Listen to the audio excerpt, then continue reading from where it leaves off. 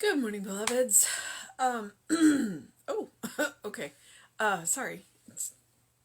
I don't know what's going on with my voice. The weather's been weird.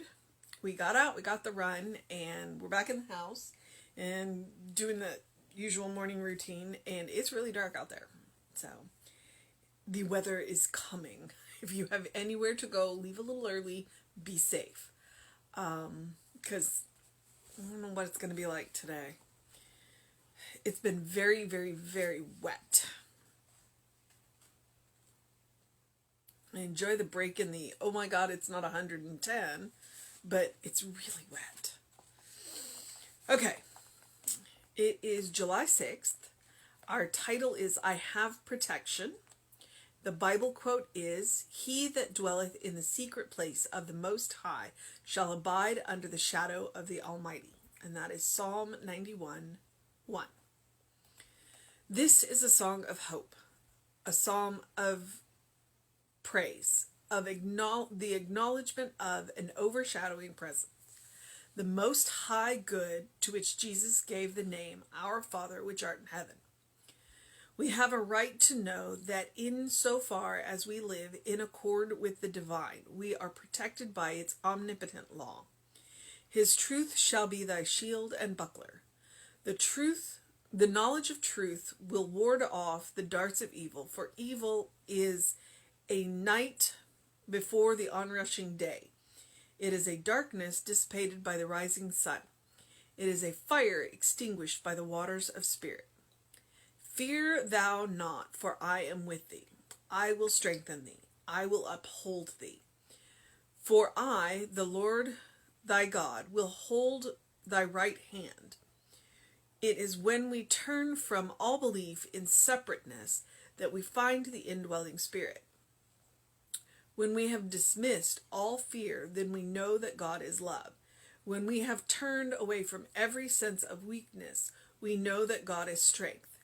Jesus said we cannot serve both God and mammon, and the Gita tells us that we must do away with the pairs of opposites before we can enter into peace. Today I put on the whole armor of faith. I place before me the shield of divine wisdom. I surround myself with conscious knowledge of the overshadowing presence. Therefore, I fear no evil, for thou art with me. Okay, I have thoughts, but I always have thoughts, which is why I do this. He quoted a whole lot of this and did not give us where he comes from. And when he references the Gita, he's talking about the Bhagavad Gita from India, which if you haven't read it, totally worth reading. Very interesting. As are the Upanishads. So the two thoughts that I really want to think about are, one, well, maybe there's three. The pairs of opposites, the knowledge, getting rid of evil, and that one's an easy one, because what we declare evil to be is the misuse of the law.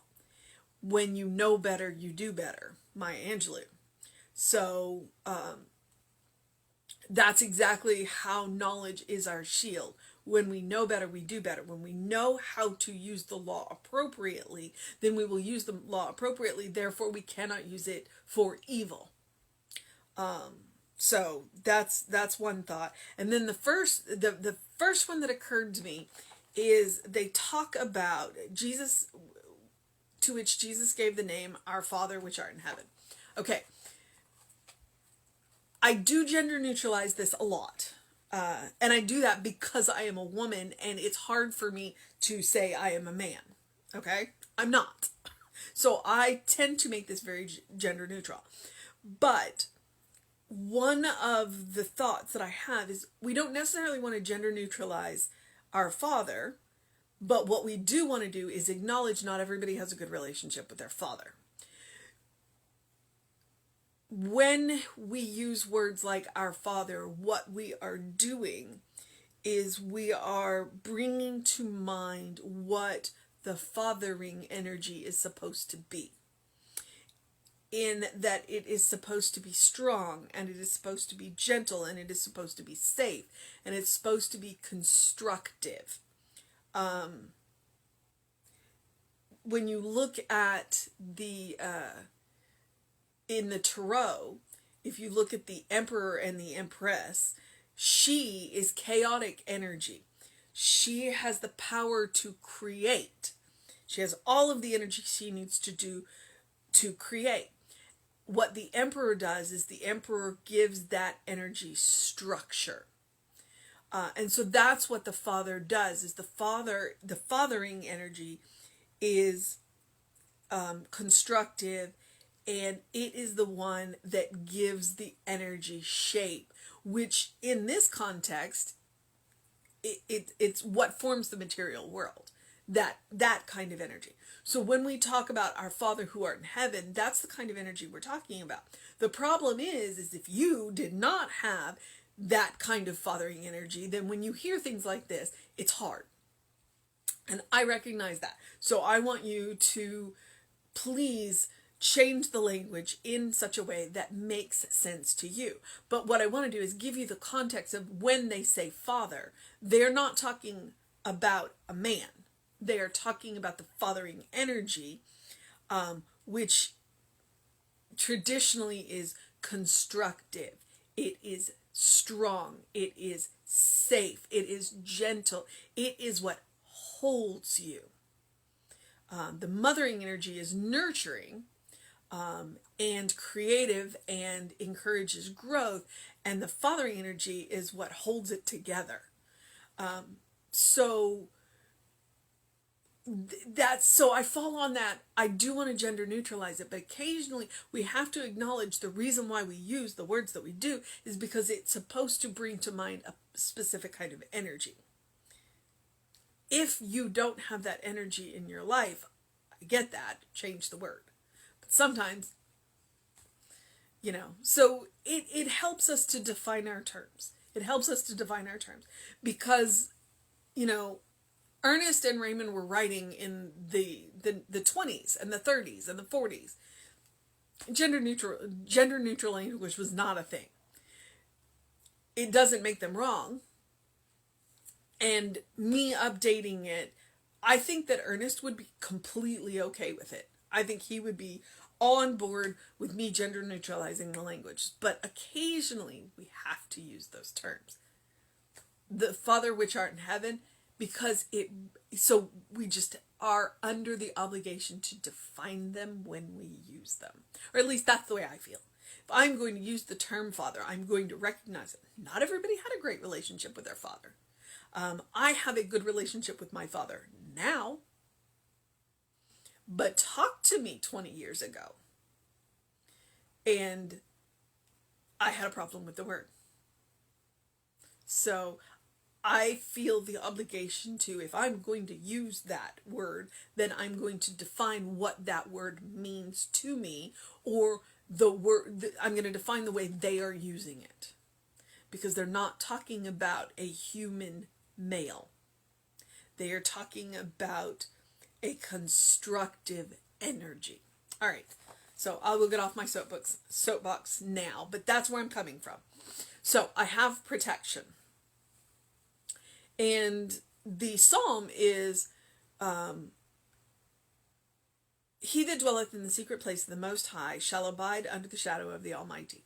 Basically, if you know where God is, and you go there, nothing can touch you.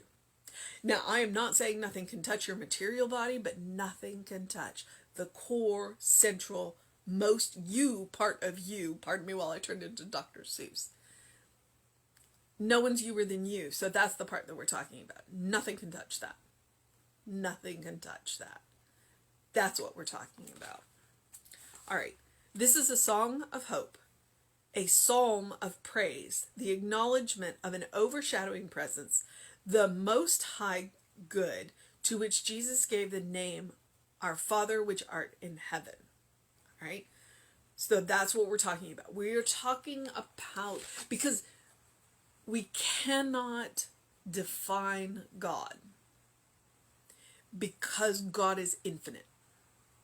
So in this instance, we are defining a aspect of God, and we are talking about the part of God that is constructive, that is gentle, that is safe, that holds us. That holds us. We have a right to know that insofar as we live in accord with the divine, we are protected by its omnipotent law. When we use the law in the manner of itself, in the aspects of God, then we cannot hurt ourselves and we cannot hurt others. But we have to know how to use the law. That's where the knowledge comes in. All right. His truth, this is a quote again. His truth shall be thy shield and buckler.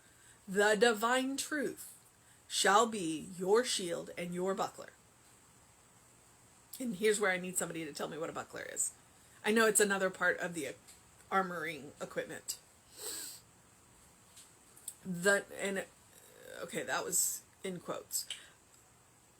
The knowledge of truth will ward off the darts of evil, for evil is a night before the onrushing day. It is the darkness. It is as darkness dissipated by the rising sun. It is fire extinguished by the waters of spirit. It is knowing better. It is about knowing who you are, about knowing that you are a child of God, about knowing that every living thing is a child of God, and that we have a responsibility of doing right by every living thing. All right?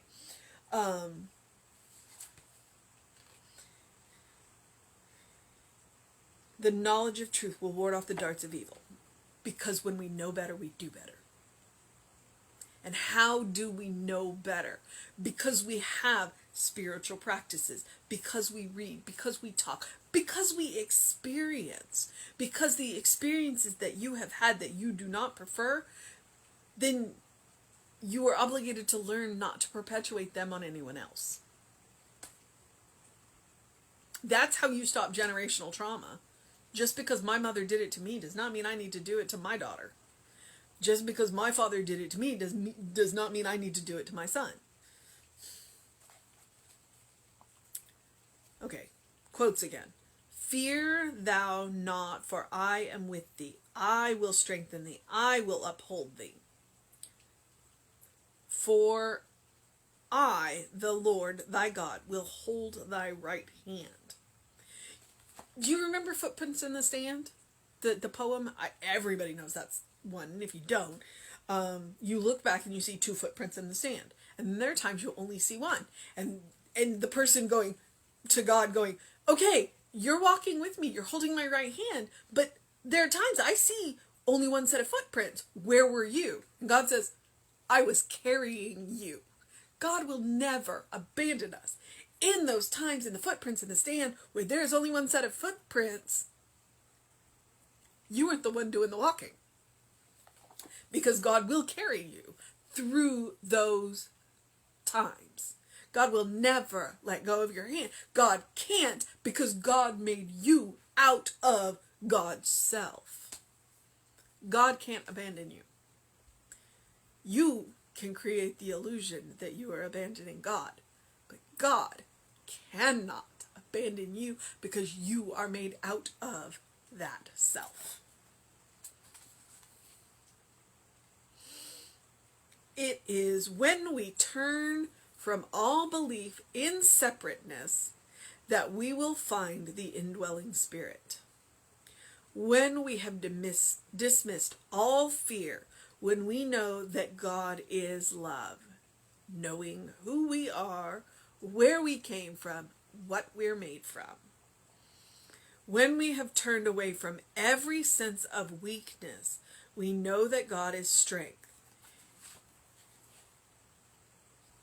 And that's again where it might be a good idea to define our terms. What do we mean by strength? And what do we mean by weakness?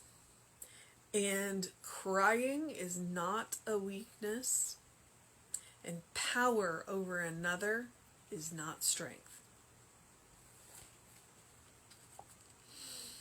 Jesus said we cannot serve both God and mammon, and the Gita tells us that we must do away with the pairs of opposites before we can enter into peace.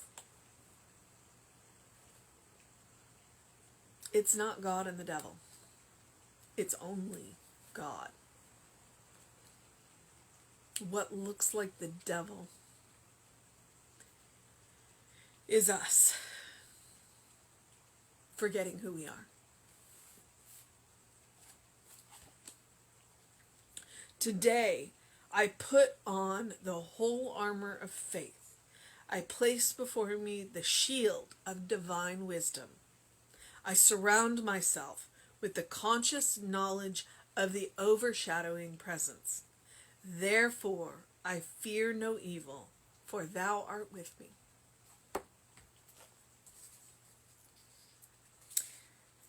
What is our mission today? Oh, I don't know. I don't know.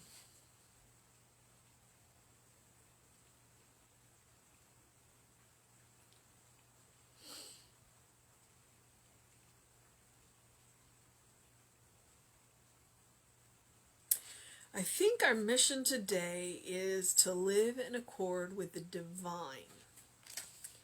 And what does that mean?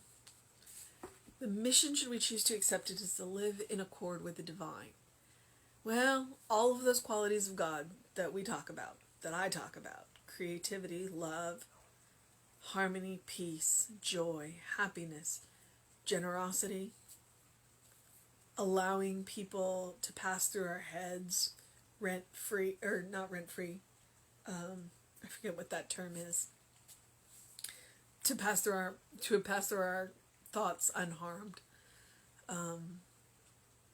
That's in accordance with the divine. The divine is benefit everyone, harm none.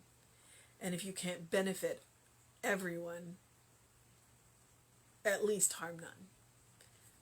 So, there's that. All right, beloveds, I'm going to move into the process of my day. The rain has just picked up, so I definitely need to leave a little early, which is what I was telling you to do. And I'm going to encourage you to do something loving for yourself, do something kind for yourself, do something compassionate for yourself, whatever that is. Whatever that is. I do want you to remember that you are a beloved child of God in whom God is well pleased, always and forever. If that is the start of your armor, if that is the start of your shield, please take that. Know who you are. Know where you came from. Know who you came from. Know who made you. And know what you are made of. And it all comes back to love. You are made from love, by love, with love. So, Reverend Jesse likes to use the term godling. Maybe I coined the term loveling. So, that's who you are. You are growing in love. So, please do something to engage your mind and your body today, whatever that looks like. I got to go for a run this morning. Please drink plenty of water, regardless of what the weather is doing out there. It's still summer and it's still hot. So hydrate, hydrate, hydrate, hydrate. Makes your brain work better. It really does. We're obviously not going to get that face full of sun this morning, but, you know, get some bright light. And while you are doing that, open the windows of your soul. Allow the breath of heaven to remind you do live in heaven now. It's right here, right now, all around you. Take care of yourself. And know that you're loved. All right. I don't know of anything going on today. I know that there's a class starting soon. Treatment and meditation. I forget when. So if you're interested, email info@creativelife.org. Find out what's going on. And Reverend David should be on Facebook Live around 5 p.m. with you. I will be back with you at 9 a.m. And as always, these are archived on the Running Rev Ryan YouTube channel. Check it out. There's more than a year's worth of material up there. And I've said some wild things, some weird things, and some funny things over the last year. Have a good day. Have a great day. Have a wonderful day. Have a fantastic day. And if all you've got is a day, that's good too. All right, beloveds, know that you're loved.